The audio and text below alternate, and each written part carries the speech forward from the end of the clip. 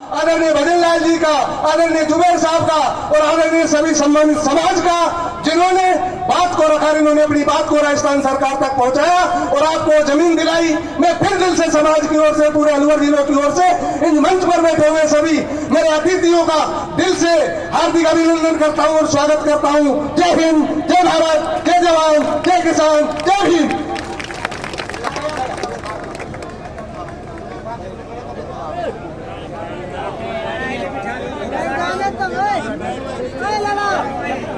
बहुत बहुत शुक्रिया आदरणीय जयसिंह सरपंच साहब।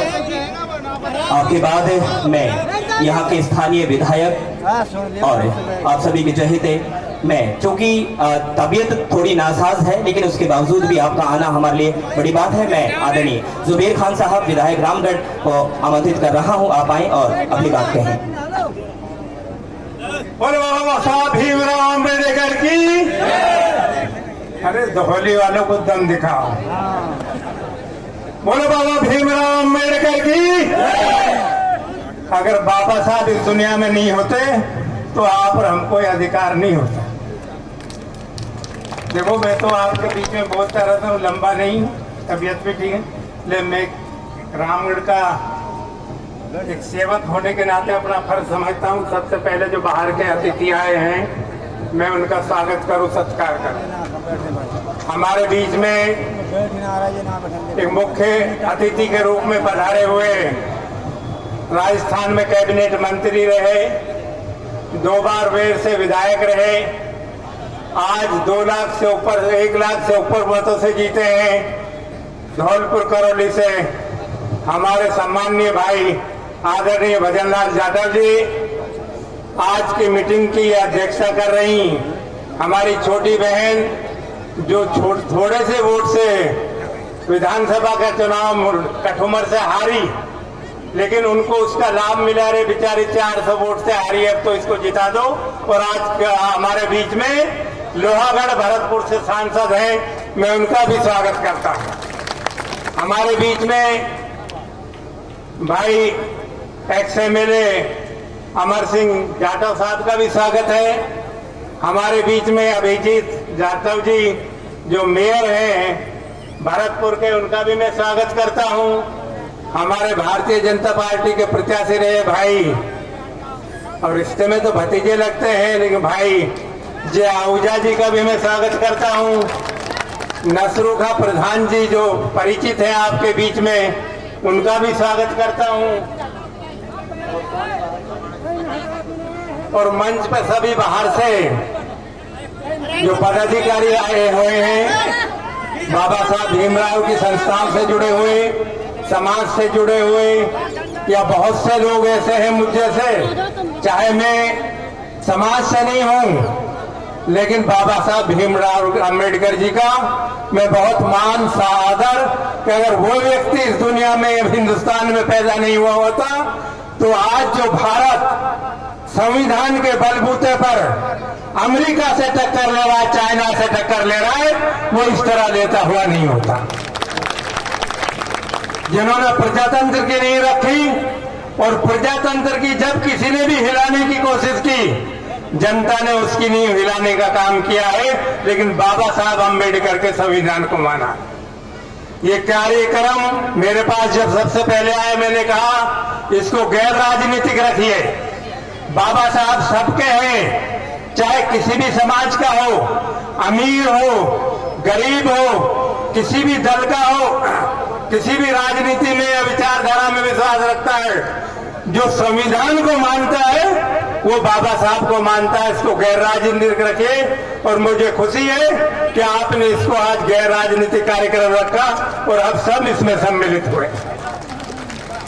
मैं तो ज्यादा लंबी बात करते नहीं, हमारे अतिथियों को धन्यवाद दूंगा। आप भाइयों को, क्योंकि आपके बीच में मैं आज से नहीं 1990 से आ रहा जा रहा हूं, और विकास के मामले में भी जितना संभव हो सकता है किया है। जो भाई वैसे तो ये मिलते रहते हैं, अलग से तो कहते नहीं, ये मंच से कहते हैं, ये महेंद्र किसने जी, क्योंकि ये जब पहली बार सरपंच बने, मैंने पूछा आप कैसे बने, कहने लगा मैंने एक किताब पढ़ी कि अपॉर्चुनिटी अवेल करनी है। मैंने देखा सीधे साधे लोग हैं, मैं पढ़ा लिखा हूं, मैं सरपंची का चुनाव लड़ता हूं, तो अब ये तो अपॉर्चुनिटी देखते हैं कि सब गांव के सामने कहूंगा तो मेरा मान सम्मान बढ़ेगा। जो एमएलए कोटे से काम हो सकते हैं, पेयजल के लिए कोई सिंगल फेज बोरिंग हो, 3 फेज बोरिंग हो, शमशान घाट का मैंने पहले ही कह दिया है, बाकी तो इधर उधर कर देते हैं। पीडब्ल्यूडी का ही निकल आएगा, उसको दिखा देना कहां कहां दीवार होनी है, कहां गेट लगना है, कहां पुताई होना है।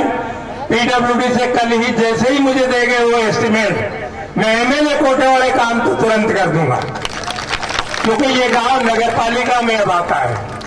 नगर पालिका स्वायत्त शासन संस्था है, तो मेरे हाथ और वो सरकार के काम जय आहूजा जी के हाथ में है।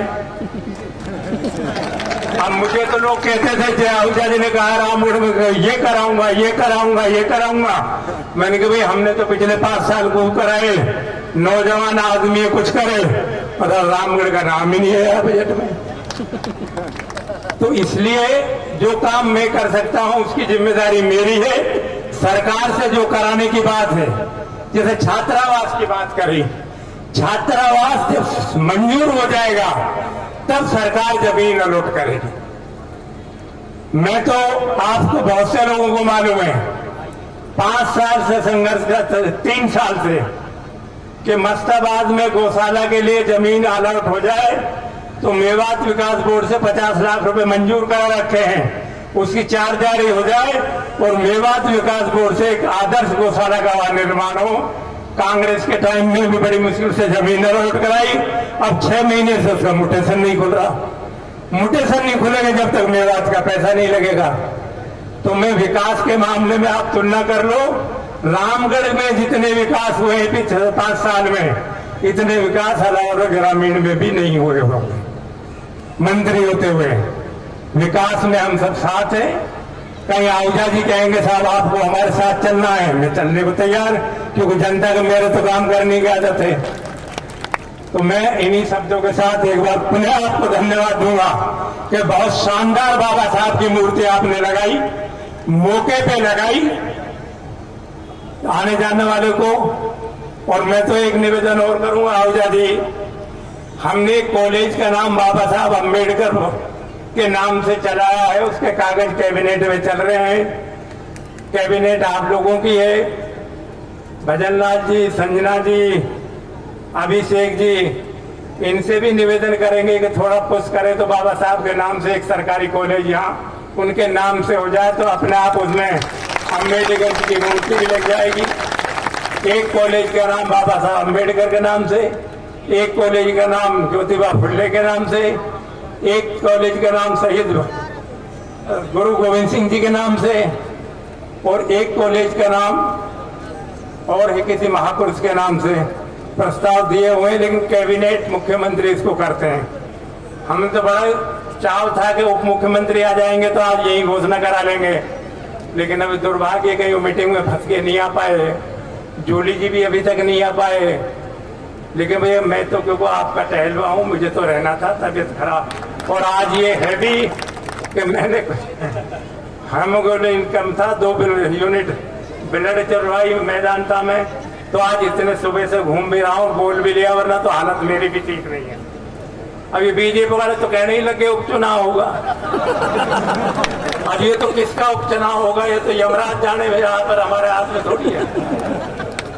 ये तो चुनाव में ही कहते थे कि ये तो बाहर ही नहीं पड़ेगा, मैंने कहा दौड़ लो मेरे साथ। तो ये तो हमारी हंसी मजाक चलती रहेगी, लेकिन आपकी सेवा के लिए मैं हमेशा तत्पर हूँ। आप लोगों ने मुझे नहीं कहा था कि आप बेडोस से होते हुए सीधे बेरे वाली सड़क में सड़क जोड़ो, नहीं कहा था ना। ये मेरा सोच था कि लोगों को इतनी देर रामगढ़ जाएंगे, इतनी देर में तो 12 पे पहुंच जाएंगे। तो इसलिए जो विकास के काम है, अब जरूर है मैं बीमार हूं, कम आ पाता हूं, तो इसलिए थोड़ा बहुत ये टहलवे मिलते सब हैं, काम बात की काम करते, खुद की गांव की नहीं करता हूं। तो इसलिए कोई भी कभी भी मेरे लायक काम हो, जो मैं करने लायक स्थिति है, उसमें पीछे नहीं हटूंगा। एक बार पुणे बहुत अच्छा कार्यक्रम आपने बाबा साहब का किया, उसके लिए धन्यवाद, साधुवाद। सभी अतिथियों को जो बेचारा दूर दूर से आए, इन्होंने हमारा मान सम्मान भी रख दिया। वरना न मुख्यमंत्री आते, न CLP लीडर, कोई नेता प्रतिपक्ष आते तो हम तो ऐसे ही धरे रह जाते भैया जी। तो इन्होंने आके भरतपुर से वहां से हमारा मान सम्मान रखा, इसलिए आप सबकी ओर से, मेरी ओर से इनको बहुत बहुत धन्यवाद। धन्यवाद। जय हिंद। बोलो बाबा भीमराव अम्बेडकर की। बोलो बाबा